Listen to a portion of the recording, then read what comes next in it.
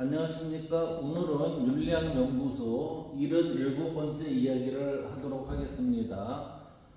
77번째 이야기를 왜 지금 하냐면은 직관에 관한 정리가 좀 늦게 됐기 때문에 지금 하게 됐습니다. 직관에 대해서 고등학교 윤리사상 페이지 65쪽에 보면 이게 미래행 교과서인데요. 거기에 단어는 깨달음의 길입니다. 깨달음의 길. 이 깨달음의 길에서 깨달음의 길에 본성의 직관을 다음과 같이 등장하고 있습니다. 본성의 직관 그랬어요. 저는 이 말조차도 좀 이상하다고 보긴 보는데요.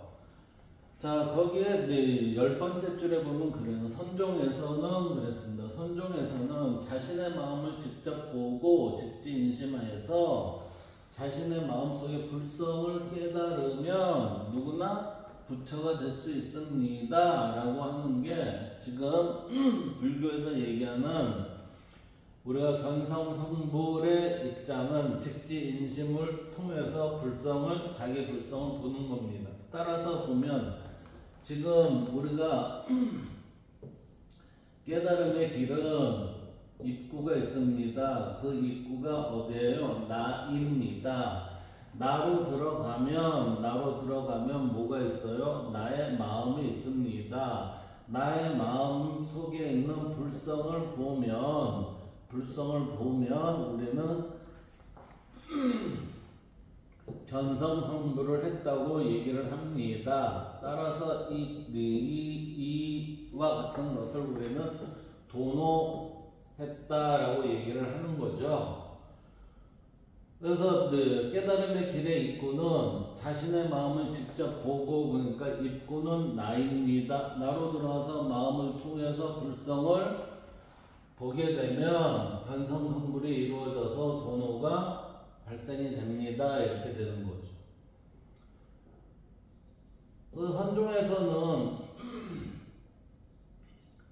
누구든 자신의 본성을 보면 그랬어요. 누구나 자신의 본성을 보면 이라는 얘기는 이미 견성성불이 됐다면 이렇게 되잖아요. 견성성불하면 어떠한 외부의 도움 없이도 즉각적으로 깨달음에 이를 수 있다는 도노를 강조하였다 그랬는데 이미 여기서 도노가 돼 있잖아요. 견성성불이 된 상태가 도노의 상태잖아요. 도노의 상태인데 여기에서 또 어떠한 외부의 도움 없이도 즉각적으로 깨달음에 이를 수 있다.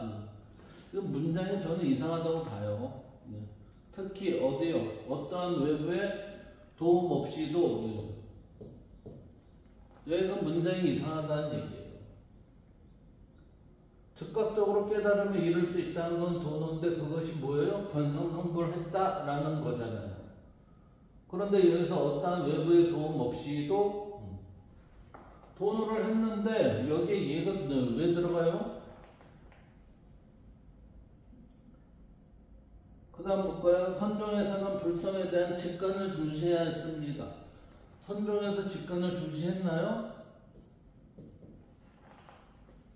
선종에서 직관을 중시했다는 얘기는 깨달음에 직관이 영향을 미친다 이거죠. 깨달음에 직관이 영향을 미칩니다. 혹은 이 직관이 깨달음의 한 통로입니다. 이렇게 얘기할 수는 있겠죠. 그래서 마음을 한 곳에 모아 고요한 경지에 들어가는 것, 직관을 중시하였기 때문에 마음을 한 곳에 모아 고요한 경지에 들어가는 것, 즉 선을 강조했다. 마음을 한 곳에 모아 고요한 경지에 들어가는 것, 즉 선을 강조했다. 여기에 대해서는 제가 의견이 없어요.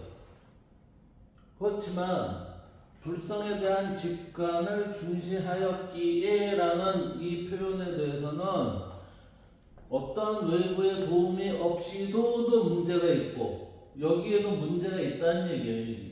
그래서 제가 직관에 대해서 지금 살피게 된 동기가 된 겁니다. 자, 이를 위해 자선을 주한 수행 방법으로 하면서 화두를 통해 이를 위해라는 것은 도노를 위해서죠. 관성성불을 위해 자선을 주한 수행 방법으로 하면서 자선의 수행 방법이죠. 화두를 통해, 그러니까 화두를 통한다는 얘기는 수행 방법에 우리의 실제적 내용을 잡고 이렇게 되는 거죠. 잡고 이러한 자세를 만들어서 마음의 실상을 깨닫는 것을 중시하였다라고 그랬어요. 이때 마음의 실상을 깨닫는 거, 깨달음의 결과는 뭐죠? 직관을 중시했기 때문에 저는 깨달음의 결과가 온다라고 보지를 않아요. 우리는 지금 여기 깨달음의 형식을 쫓아가는 그러한 방법적인 도구적인 것은 지금 여기에서 설명을 했습니다. 그렇지만 깨달음은 어떻게 해서 오느냐라고 하면은 줄탁 동시가 이루어졌을 때 깨달음이 도노라는 게 그 순간에 옵니다라고 큰 스님들한테 듣지 않나요? 만약 그렇다면 이 글 자체는 수정이 돼야 돼요. 수정이. 줄탁동시가 뭔가 볼까요? 병아리가 알에서 깨어나기 위해서는 어미닭이 밖에서 쪼고 병아리가 안에서 쪼며 서로 도와야 할 일이 순조롭게 완성되는 위해 의미합니다. 이것은 생명이라는 가치는 내부적 영향과 외부적 환경이 적절히 조화돼 창조되는 것을 말합니다. 이 얘기는 내부적 영향은 깨달음을 추구하는 자가 성실히 최선을 다하는 모습을 보이고 그 다음 외부적 환경이 적절히 조화되라는 얘기는 어미닭과 같은 그러한 외부적 환경이 같이 얘와 조화를 이루어서 뭐가 이루어져요? 창조되는 것을 말합니다라는 얘기는 도노가 됨을 알 수 있습니다. 이렇게 해석이 돼야 저는 맞다고 봅니다. 그 다음에 이제 직관과 직관적이라는 얘기를 한번 볼까요? 그래서 직관과 직관적이라는 말이 있는데 여기에서 직관이라는 것은 사전적 의미로 판단 또는 추론 등의 사유작용을 거치지 않고 자, 이 얘기는 뭐죠? 두뇌, 이성을 거치지 않고 대상을 직접적으로 파악하는 작용입니다. 대상을 직접적으로 파악하는 것. 다시 얘기하면 특정한 사물이나 사건을 보고 복잡한 생각 없이 바로 순간적으로 판단을 내리는 경우를 우리는 직관이라고 얘기를 해요. 지금 이 직관이 어째 깨달음하고 연관이 됐죠? 저는 연관이 안 된다고 생각이 돼요. 직관의 일반적인 우리의 삶 속에서는 첫인상과 같은 것이다. 그래서 또한 직관적이라는 얘기는 복잡한 추론 과정이나 분석 방법론을 거치지 않음에도 적중률도 높고 위대한 발견을 이루어내는 경우를 우리는 직관적이라는 표현을 많이 쓴다는 얘기죠. 그 예로 아이작 뉴턴의 만유인력 법칙이에요. 사과나무 아래서 뉴턴이 쉬고 있었어요. 사과가 자신에게로 떨어지자 지구가 모든 물체들을 잡아당기고 있는 게 아닐까라는 생각을 했다는 거죠. 그래서 이것을 직관적이라고 표현을 한다는 얘기예요. 그래서 이러한 생각을 정교화하여 만든 법칙이 만유인력의 법칙이 탄생한 것입니다. 라고 하니까 자기가 직관적으로 이렇구나 이런 것 같은데 그래서 이것을 논리적으로 추론하여 결과를 유추해서 하나의 법칙을 만들어 냈어요. 이게 뭐예요? 만유인력의 법칙이라는 거죠. 그래서 직관은 때로는 우리에게 새로운 시각을 제시하고 뜻밖의 발견을 이끌어내기도 합니다. 라고 했어요. 직관의 지금 내용이 이거잖아요. 우리에게 우리의 새로운 시각을 제시하고 뜻밖의 발견을 이끌어내기도 합니다. 그랬어요. 제시한다는 거와 발견한다는 거와 깨달음이 왜 이어지죠? 저는 이어지지 않는다고 봐요.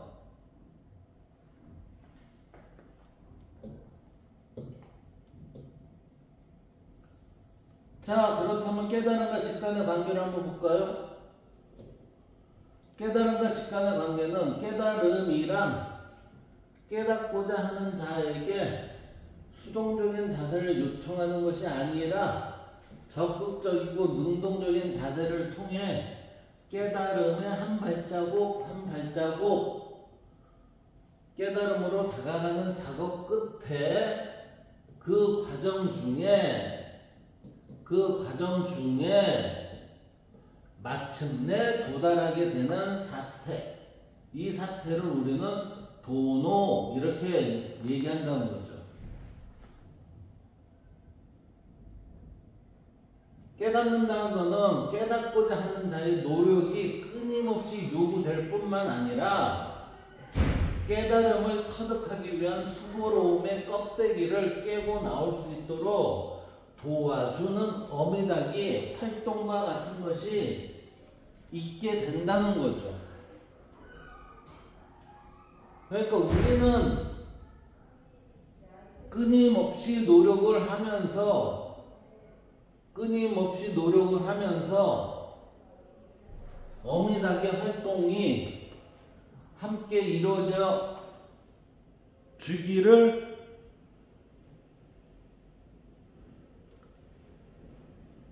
같이 바라는 의미가 될 수 있다고 보는 거죠. 그래서 이러한 적당한 상황의 비유가 우리는 줄탁 동시의 상황이라 할 수 있다. 따라서 깨달음을 얻고자 하는 이는 줄탁 동시의 상황으로 인해 자신이 바라는 종착지에 도달하여 깨달음을 얻음과 동시에 뭐가 나와요? 지혜의 발현을 경험하게 됩니다. 라고 되는 거죠.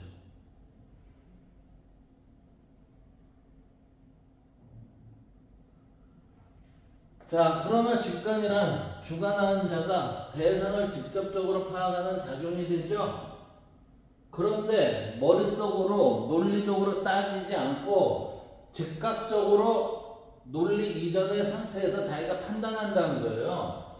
이러한 작용에 대해 줄탁 동시에 따르는 비유를 해보면 직관이란 병아리의 관점일 뿐이지 어미닭에 영향은 없다는 얘기예요. 이게.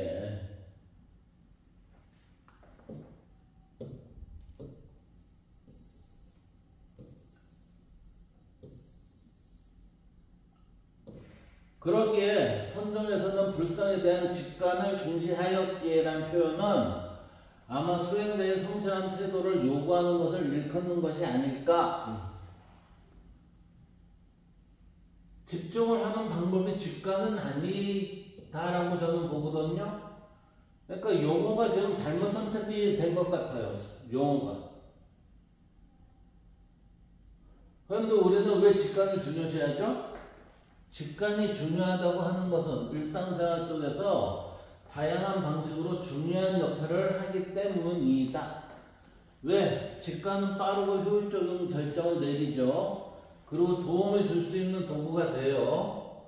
이러한 도구로서의 역할의 의미는 지금 직관이 도구로서의 역할의 의미는 문제 해결과 창의적 사고, 관계 형성, 스트레스 관리 등으로 드러나게 된다라고 하는 거죠. 이게 결국은 뭐예요? 이러한 부분에 있어서의 즉각적인 반응을 뭐를 통해서요? 직관을 통해서 내가 해 나간다 이 얘기잖아요. 이를 구체적으로 살펴보면 다음과 같이 정리될 수 있을 것이다 라고 지금 볼 수 있어요. 첫 번째 문제 해결을 볼까요? 첫 번째 문제 해결은 직관은 복잡한 문제를 단순화하거나 중요한 결정을 빠르게 내릴 때 유용하죠. 우리 현실에서 그렇잖아요. 그리고 또 제한된 정보에도 불구하고 경험과 공동을 기반으로 신속히 바람직한 상태의 길을 찾을 수 있게 합니다. 오류가 날 수도 있겠죠. 그렇지만 이러한 상태의 길도 찾아질 수도 있다는 거죠. 그 다음 창의적 사고, 직관은 새로운 아이디어를 발견하고 창의적인 해결책을 모색을 할 때 매우 중요한 역할을 직관이 해줍니다. 그래서 종종 논리적 사고를 넘어선 독창적인 영감을 제공하기도 합니다. 뭐가요? 직관이 이렇게 되는 거죠. 셋째, 관계 형성. 사람들과의 관계에서 직관은 상대방의 감정을 이해하고 상황을 잘 판단하는데 도움이 되죠. 특히 비언어적 단서를 읽고 공감을 표현할 때 유용하기도 합니다. 그러니까 비언어적 단서, 그러니까 우리가 그 사람의 모습만 보더라도 이런 감이 이렇네 이런 식으로 들어가는 거죠. 그래서 관계 형성할 때 유용하다. 그 다음 네 번째, 스트레스 관리. 직관을 신뢰하면 불확실한 상황에서 마음의 평정을 유지하는 데 도움을 줄 수도 있겠죠. 종종 직관의 스트레스 상황에서 바람직한 선택을 가리킬 때가 많이 발생하기도 합니다. 그러니까 스트레스 관리라는 거는 내가 마음의 평정을 유지하는 데 있어서의 이 직관이 이렇게 해야 되겠다라는 그것을 스스로 선택해서 이 상황을 유지한다는 거죠. 그래서 직관은 살면서 중요한 역할은 해요. 그리고 신속하고 효율적으로 결정을 내릴 수 있는 그러한 힘도 있어요. 그리고 복잡한 상황에서 직관은 우리의 경험과 지식을 바탕으로 즉각적인 판단을 내리는 데 유용하죠. 이러한 직관은 결국은 뭐냐면 깨달음이 아니라 우리의 삶 속에서 빠른 판단과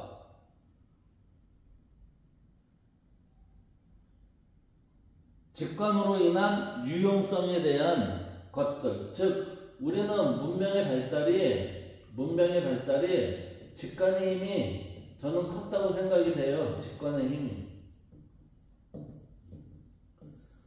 문명의 발달의 모든 것이 직관의 힘에 의지는 되진 않지만 이 역할이 굉장히 컸을 것이다. 그러면 이게 깨달음일까요? 저는 직관하고 깨달음하고는 별개라고 보고 있습니다. 예를 들어 위험한 상황에서 직관은 우리가 빠르게 반응하며 안전을 유지할 수 있도록 해주기도 하며 창의성과 문제 해결 능력을 강화시켜 새로운 아이디어를 발굴하거나 어려운 문제를 해결하는 데 도움을 준다. 직관은 깨달음의 문제가 아니라 우리의 실생활 속에서 가장 중요한 해결책을 어떻게 낼 것인가 하는 창의적인 방안, 번쩍이는 아이디어를 낼 수 있을 때 좋은 형태이죠.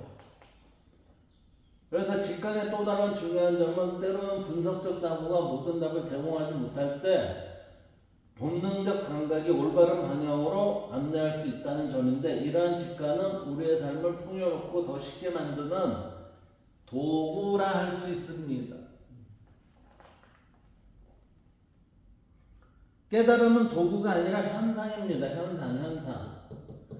현상. 즉 어떠한 사태가 발생이 됐을 때 이 사태를 우리는 도노했습니다. 전성 성불했습니다. 이렇게 얘기가 되는 거예요, 이게.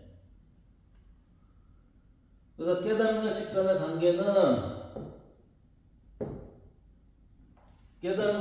관계는 전혀 관련이 없다고 말할 수는 없지만, 그렇다고 직관이 곧 깨달음으로 인도하는 것도 맞다 할 수 없어요. 일면의 동양적 사고를 직관적 사고라 말하는 학자나 사람들이 있지만 이 또한 잘못된 주장이라고 저는 생각이 돼요. 동서양 모두가 직관적인 사고와 이성적 사고를 모두 가지고 있었어요. 그러나 현재의 이성의 개념은 본래 이성이 의미에서 벗어난 두뇌의 헤아림 정도의 논리적 사고만을 주장하고 있지 않는가라고 저는 그렇게 보고 있습니다. 이 이자는 이치로서의 우리의 본성과 연관된 그러한 내용이 이성으로서 발휘가 됐을 때 우리는 이성의 의미는 진리의 바탕이 된 그러한 내용이 발음으로 이어져 내려온 그러한 것을 우리는 이성이라고 얘기를 해야 된다라고 보고 있는데, 우리는 지금 어떻게 해요? 두뇌의 헤아림 정도로만 지금 보고 있지 않나요? 그래서 인간의 두뇌의 힘, 사고력과 논리력으로 인해 현재의 문명의 발달이 이루어졌죠. 그래서 인간의 오만함으로 인해 사람들의 내부의 부패와 사람들과 타자들과의 부조화와 불협화음이 끊임없는 것은 두뇌의 오만함의 결과가 가져온 오물들이라고 저는 봅니다. 왜요?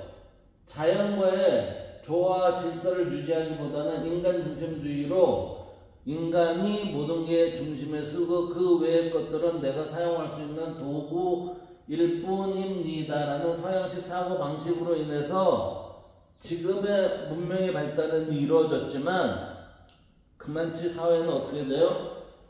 혼란하게 돼 있었습니다. 근데 그것을 우리는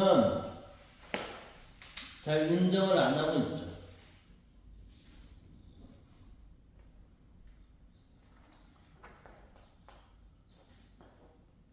그래서 이러한 오물의 틀을 가지고 사람들을 가르치고 오물의 틀을 가지고 종교를 떠들고 오물의 틀을 가지고 정치를 해나가는 오늘의 사람들은 외양만 사람의 틀이지 소가리는 동물과 사악한 짐승, 즉 인면수심들로 우글거리는 현재의 모습이 아닌가. 즉 사람 척하는 짐승들, 그 짐승들이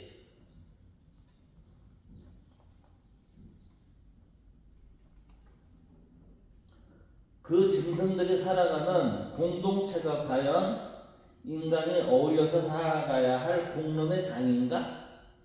제대로 된 공론의 장이 되려면 각자가 인간이 본래 모습을 회복해야 그게 맞을 겁니다. 그래서 직관은 깨달음과는 전혀 상관이 없다라고 저는 보고 있어요. 직관에 관한 얘기는 오늘 여기까지 하도록 하겠습니다. 감사합니다.